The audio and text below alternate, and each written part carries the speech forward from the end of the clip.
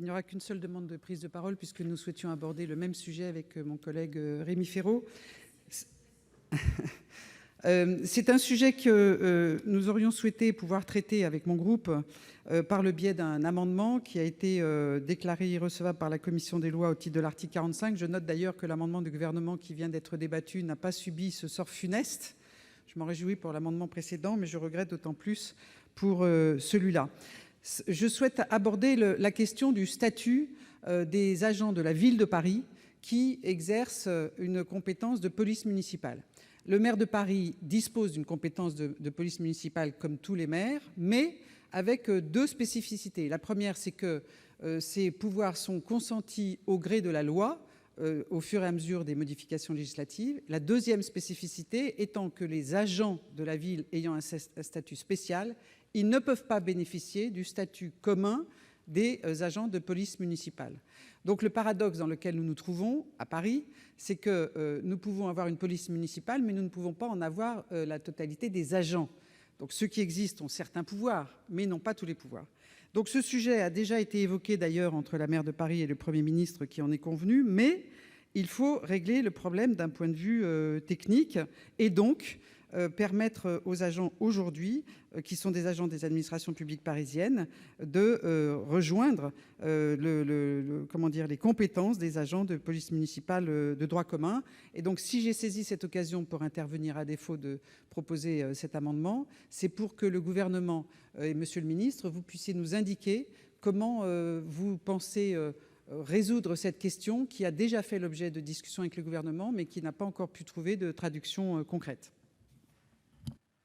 Merci. Nous examinons à présent l'amendement 457 rectifié. Pardon.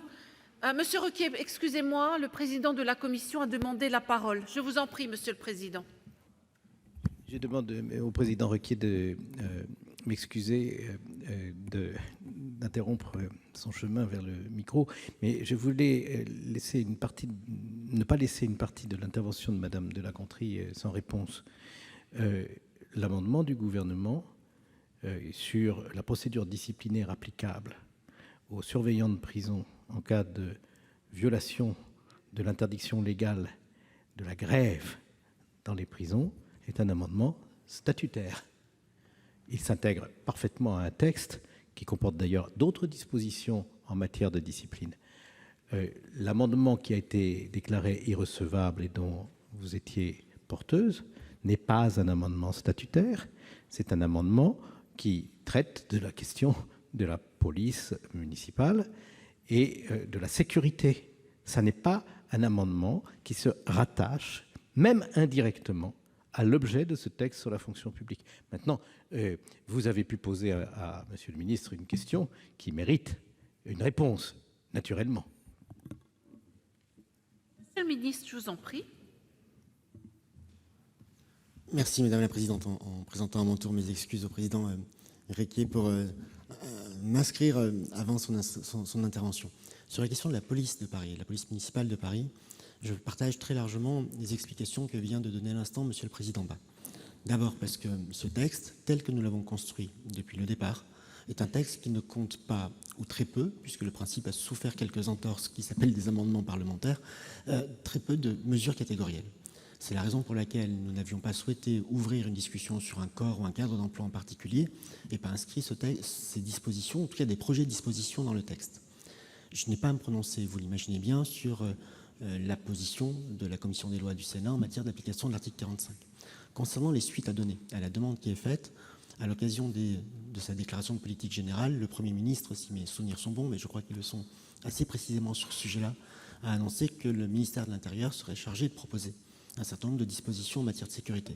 Je pense que ça sera l'occasion d'aborder ces sujets-là, puisqu'au-delà de l'aspect catégoriel, qui ne serait pas incongru, mais que nous avons voulu éviter par choix, non pas concernant ce corps, mais concernant l'intégralité des discussions potentielles autour de tel ou tel corps, il y a aussi un vrai lien avec la question de sécurité. Et donc, c'est la raison pour laquelle le gouvernement n'a pas pris l'initiative, dans ce texte sur la fonction publique, de proposer des dispositions en matière de police municipale à Paris. Je pense qu'il y aura d'autres véhicules législatifs, d'autres discussions aussi, j'imagine, entre le ministère de l'Intérieur, le Premier ministre, s'il le souhaite, vous l'avez mentionné, et la ville de Paris pour aboutir.